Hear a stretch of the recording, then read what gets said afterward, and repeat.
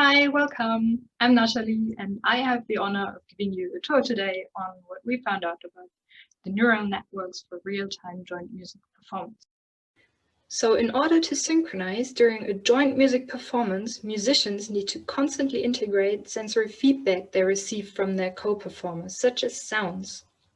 Here it was found that motor experience with the coactus part actually modulates the degree of this integration, depending on the smoothness of the actual interpersonal coordination. Now we asked ourselves, how does the brain actually balance this self-other integration and segregation during real-time joint performance? To find this out, we invited 20 pairs of pianists to the lab. The pianists performed short pieces together, where one pianist was lying in the MRI playing always the right hand of the pieces, and the other pianist was sitting in another room performing always the left hand of the pieces. We expected motor simulation processes to be at hand here.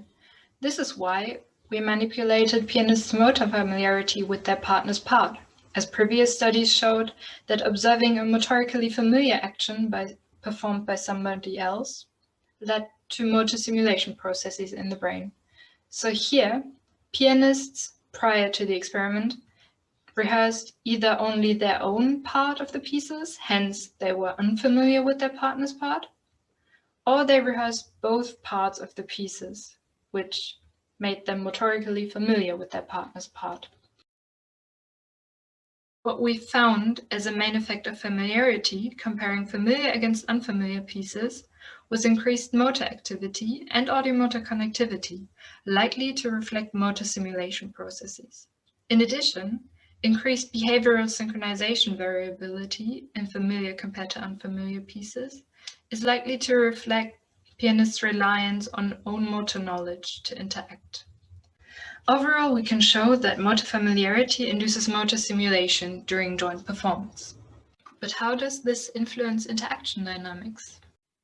In order to find this out, we added another manipulation, which is quite complicated, so I will not go into detail. But what it does is it manipulates interpersonal synchrony.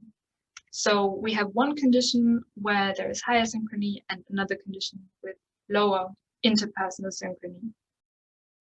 In other words, we have one condition where interpersonal interaction runs very smoothly, and we have one condition where it is a bit disturbed.